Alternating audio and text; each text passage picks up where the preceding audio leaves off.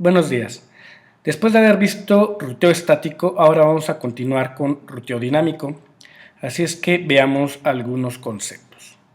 Cuando hablamos de ruteo estático, de ruteo dinámico, es muy importante entender el concepto de protocolos de enrutamiento.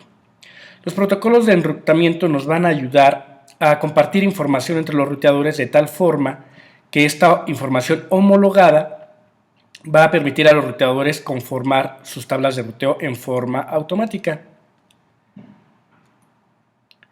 Es decir, dinámicamente van a crear las tablas de ruteo. Las tablas de ruteo se van a conformar entonces por la información que los ruteadores que están interconectados entre sí se proporcionen los unos a los otros. ¿Ok? Veamos entonces qué clases de enrutamiento existen. Para empezar, las funciones del enrutamiento dinámico son esencialmente estas que aquí mencionamos. El mantenimiento de una tabla de enrutamiento.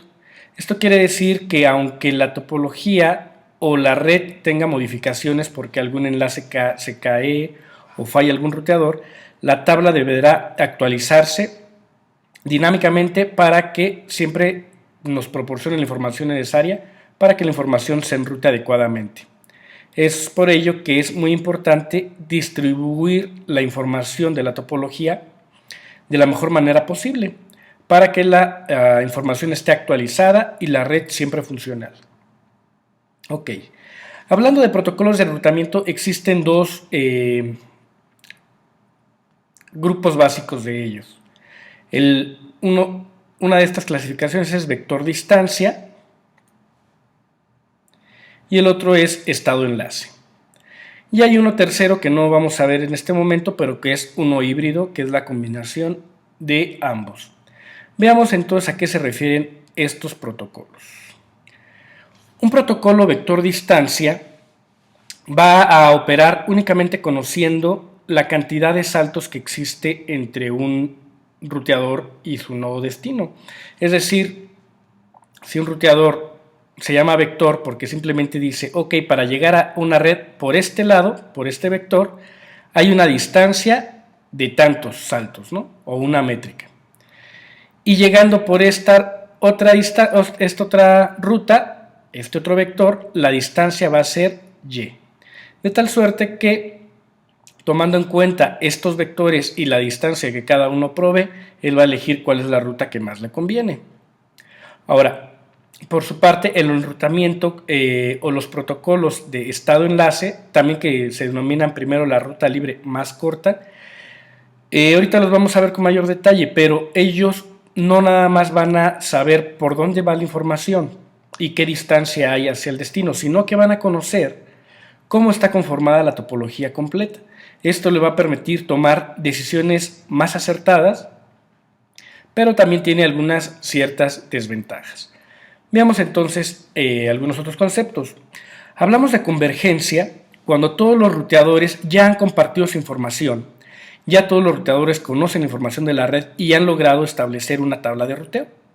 Cuando ya todos los ruteadores tienen esta tabla de ruteo dentro de la red, se dice que la red ha convergido.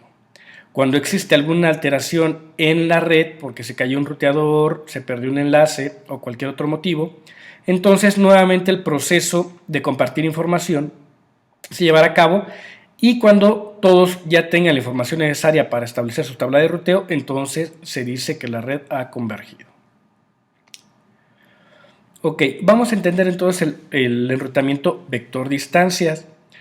Como ya habíamos mencionado, se llama vector distancia porque si tenemos un ruteador, el único que va a considerar son las posibles salidas que tiene de la información. A esto los denomina vectores. Y a cada uno de estos vectores les va a asociar una distancia, dependiendo de qué tan lejos llegue o esté la información. Supongamos que quiere llegar de aquí a aquí, ¿sí? Supongamos que de este ruteador quiere llegar a este otro. Entonces, y también vamos a hacer la suposición de que todos los enlaces son de la misma calidad y las mismas características. Entonces él va a ver que por este lado tiene 3 saltos, por este vector tiene 3 saltos y por este tendría 1. Entonces él elegiría esta ruta como la más adecuada, ¿de acuerdo? Los protocolos vector-distancia también toman en consideración algunos otros factores, como la tasa de transmisión, la velocidad del enlace, el retardo, la calidad del enlace, para determinar la métrica que le va a asignar a cada uno de los enlaces, ¿sí? Pero suponiendo que en este caso únicamente estamos hablando de la distancia, pues entonces esta sería la ruta más corta. Ahora, ¿qué pasa con los protocolos, el enrutamiento vector-distancia? Un ruteador va a compartir su información única y exclusivamente con sus vecinos, de tal forma que este ruteador le envía la información a este otro y una vez que él tiene la información que le provió este ruteador, la va a compartir con este ruteador, pero él no sabe más allá de su red, él únicamente sabe lo que él le comentó y de la misma manera él va a compartir la información que tiene con los nodos vecinos, pero más allá de sus nodos inmediatos, de los ruteadores inmediatos vecinos, no va a saber qué más ocurre. Muy bien, ahora en el estado enlace esto es diferente. Como ya habíamos mencionado, los protocolos de enrutamiento estado enlace, también se les conoce como primero la ruta libre más corta, conocen en realidad la totalidad de la topología, conocen toda la red. Es decir, aquí ellos están compartiendo la información, se lo represento de esta manera, pero significa que ellos están compartiendo la información, él sabe qué ruteadores a su vez él tiene conectados aquí y por dónde, de tal forma que él va a tener un árbol donde sabe exactamente qué redes se encuentra a través de qué ruteadores. Entonces esto significa que un nodo tiene la información completa de la topología y por ello va a disponer de una base de datos topológica que puede ser, dependiendo del tamaño de la red, llegar a ser muy compleja.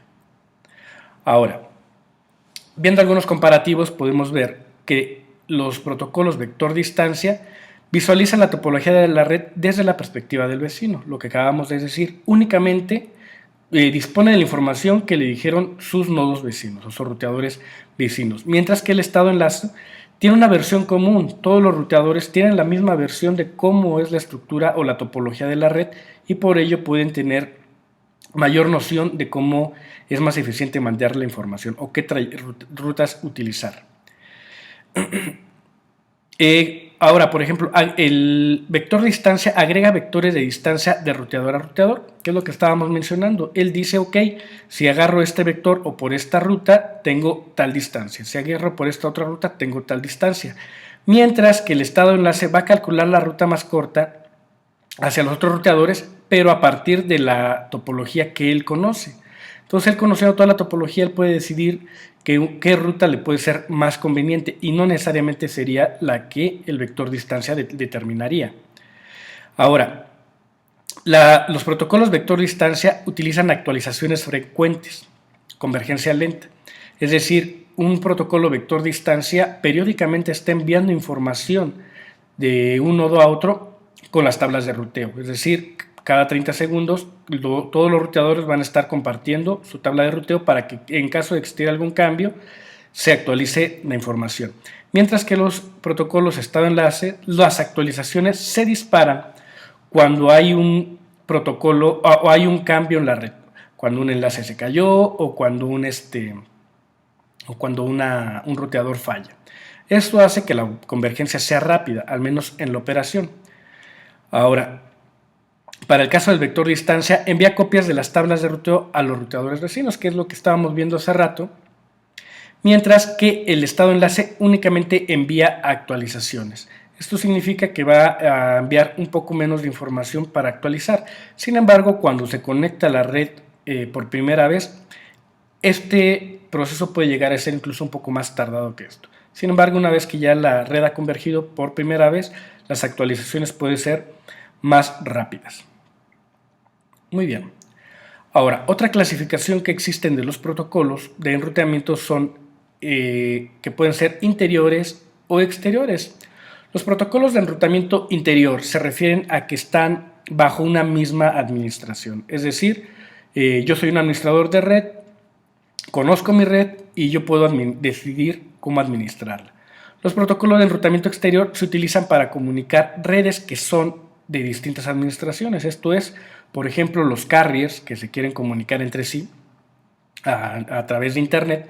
Obviamente se tienen que interconectar en algún punto, pero no van a proveer toda la información de su red, solamente la información necesaria para establecer la comunicación. Y en ese caso utilizarán un protocolo de enrutamiento exterior, que es más o menos a lo que aquí me refiero. Un protocolo de enrutamiento interior, tenemos que esta sería, por ejemplo, vamos a pensar que la red de un proveedor de Internet, él tiene sus ruteadores internos y él conoce perfectamente su topología y no tiene problema en que todos los ruteadores la conozcan.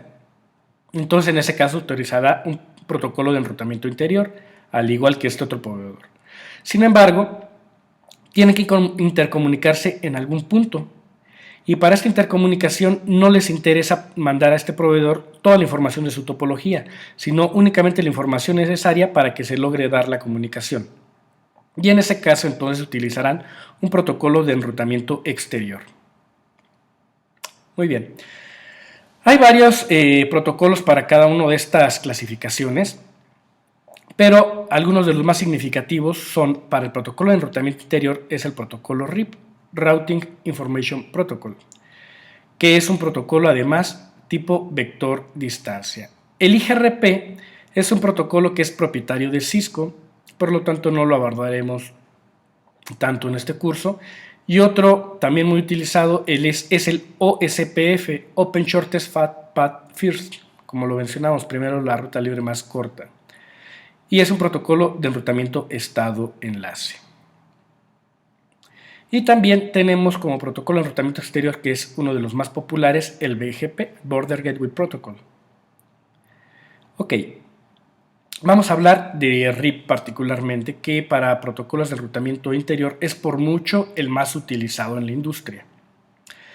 Como ya mencionamos, RIP es un protocolo vector distancia, ¿sí?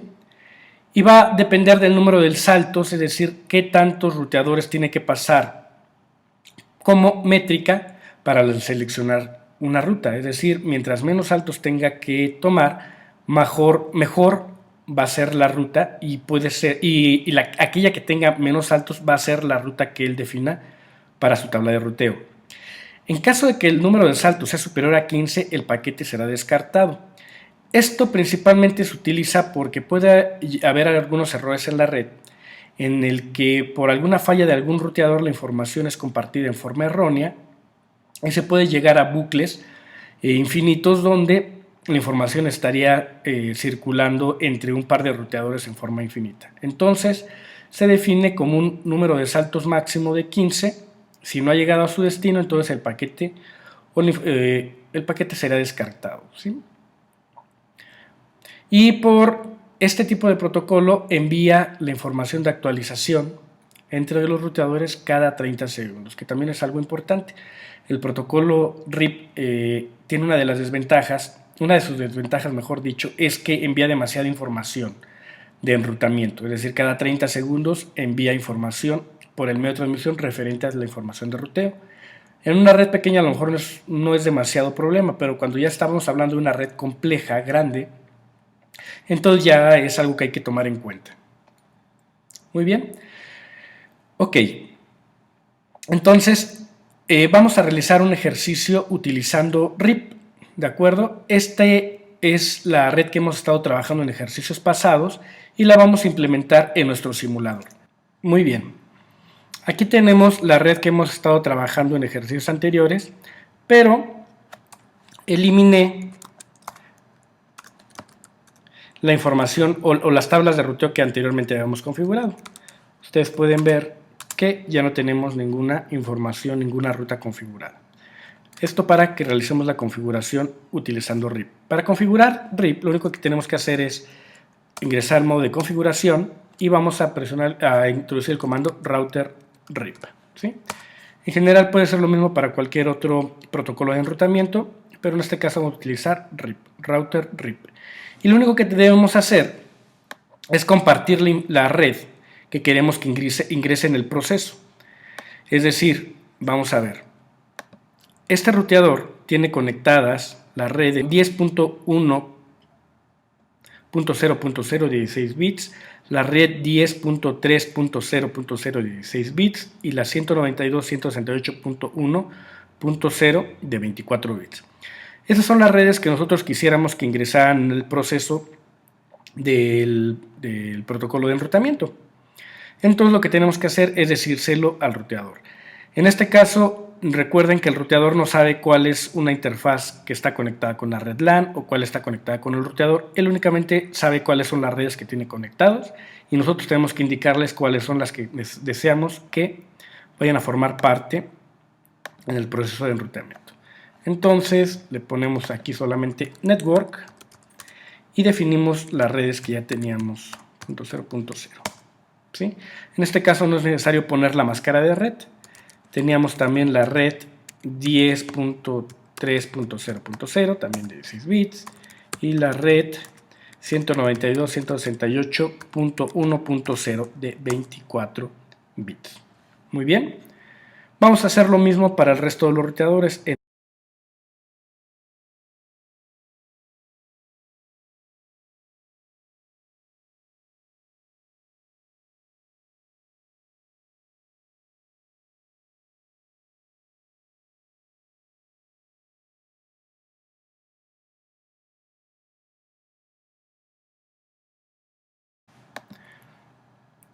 Le damos unos segundos para que la información sea compartida y la red converja, y después podemos hacer una prueba.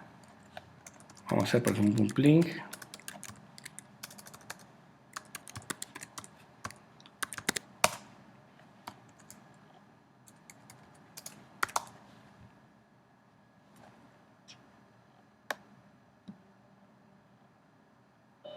Muy bien. Entonces ya vemos aquí que la red ya está funcionando. Igual podemos hacer un ping desde aquí, por ejemplo el 3.1 está bien. En este caso hicimos una traza, ¿no? Y podemos ver que en este caso la ruta que el protocolo eligió fue para llegar a la 192.168.3.1. Primero llegó al ruteador del 192.168, es decir, aquí. Después de aquí se fue a la 10.2.0.1, es decir, aquí, y después de aquí, aquí. Y así nosotros podemos ir descubriendo cuáles fueron las rutas que definió nuestro protocolo. En este caso vemos que evidentemente utilizó la ruta libre, la ruta con menos saltos. También podemos ver nuestros ruteadores para ver la información que han configurado. Por ejemplo, si le pongo el comando show IP protocols, entonces vemos los temporizadores que está empleando y toda la información que corresponde al protocolo RIP. Tiempo de actualización, cuándo se actualizaron, la distancia que él definió para cada uno de los ruteadores, etc.